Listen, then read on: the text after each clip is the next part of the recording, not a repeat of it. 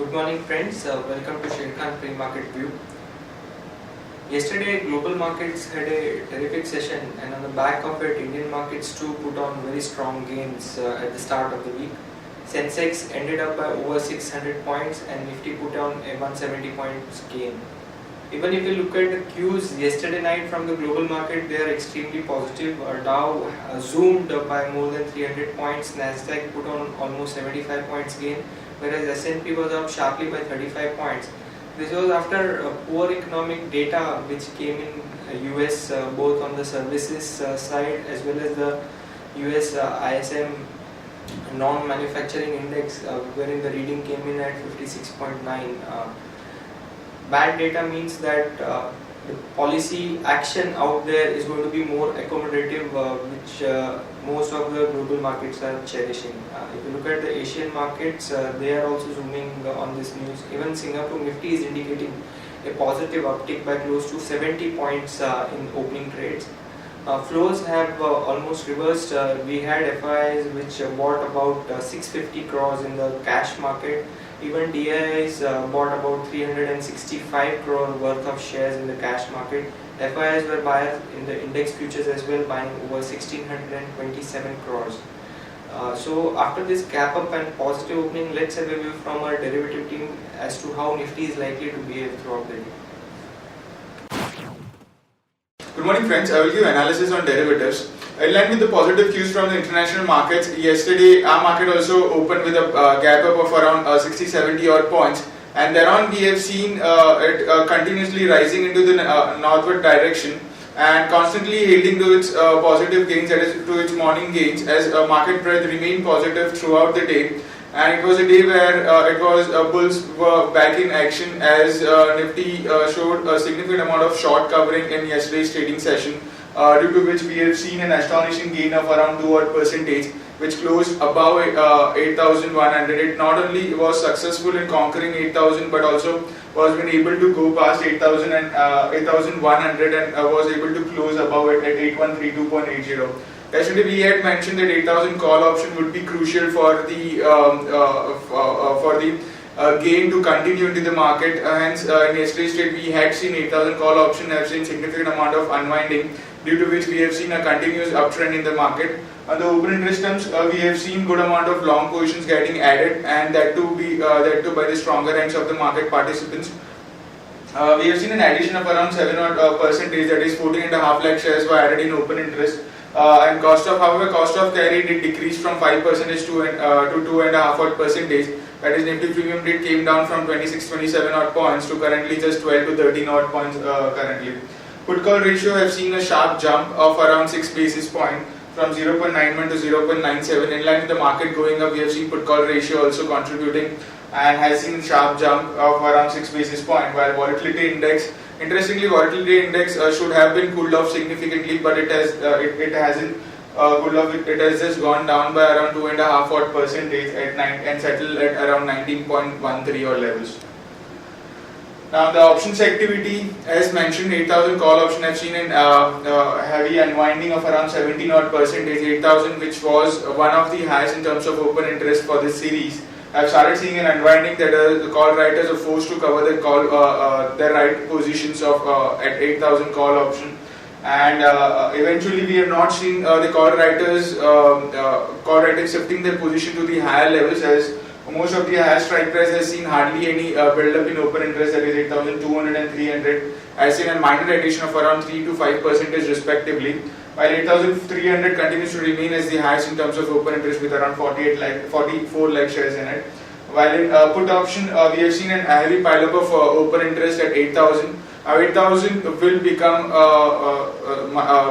a support for the near future, and since we have seen an addition of around 66 odd %, which was quite huge, while 7,900 strike price of put option have also seen an addition of around 53 odd %, while 7,800 strike price has seen an addition of around 41 lakh shares in it.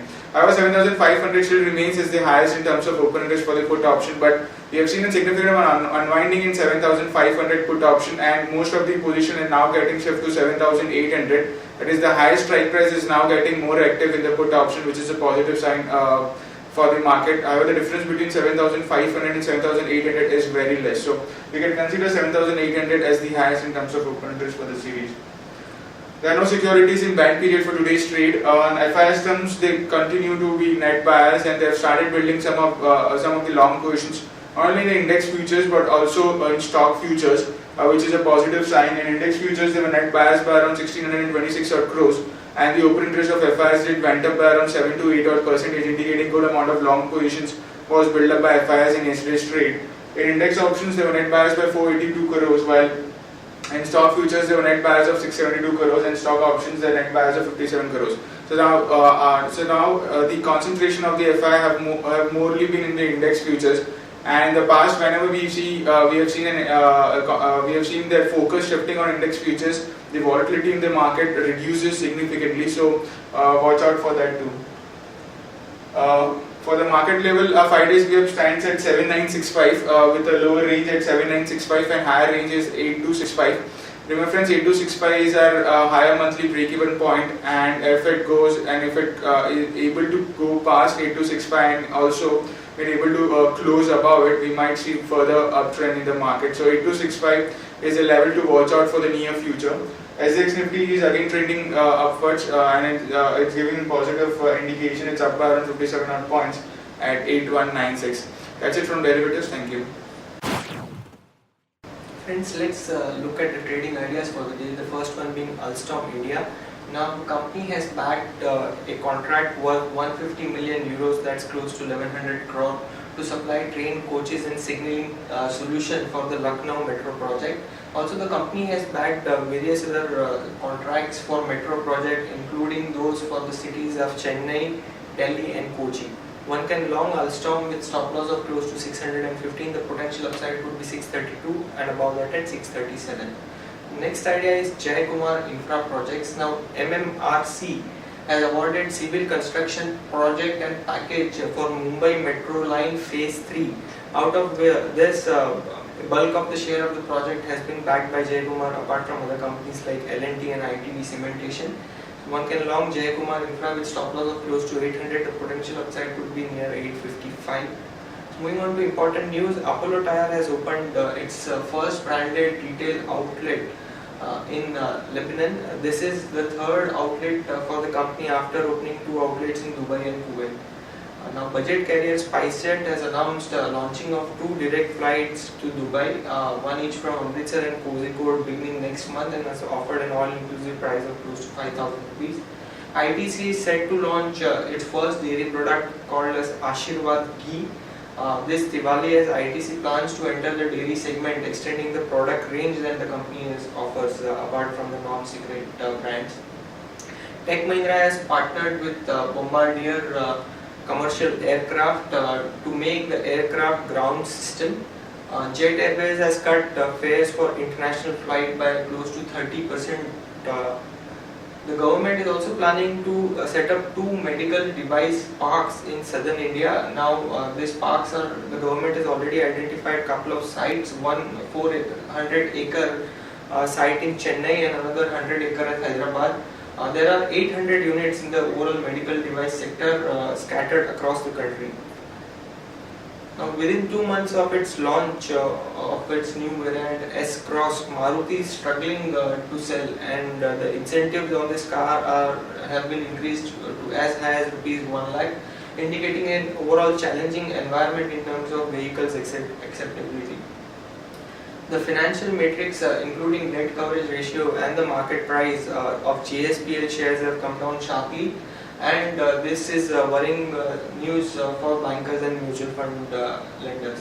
Motherson Sumi System yesterday has told in an interview that the company expects revenue growth of close to 24-25% in the next 5 years. Government raises import duty on both ghee and butter to 40%. Realty developer again moves CCI against cement company. The developer has alleged that in the past 2 months, prices of cement have actually gone up by 20 to 40% at a time when the demand is low. Sun Pharma has settled US patent litigation with activists over a skincare drug. Bank of Baroda is investigating a 350 crore bill discounting fraud. So some negative news there in Bank of Baroda. Now RBI has indicated that there will be auctioning government bonds worth close to 15,000 crore on Friday, including a new one maturing in December 2034 for rupees 3,000 crore. The auction for the securities will be yield based, whereas other securities will be on price based using multiple price method. French car maker PSA Peugeot Citroën is planning to enter India and is in talks with Tata Motors for a possible tie-up. In case the tie-up does go through, it will be positive news for Tata Motors. Gujarat NRE Coke is looking to sell its windmill business for rupees 218 crore. Moving on to the watch list that we've created for intraday trading, stock with positive bias we have IRB Infra, DB Slab and UCO Bank, whereas stock with negative bias we have FOS, Hindustan Unilever and Just Dial. Stock that we recommend for long-term investment we have Aditya Birla Nuvo, Britannia, HDFC Bank, Tata Motor DBR and Z. That's it. Thank you.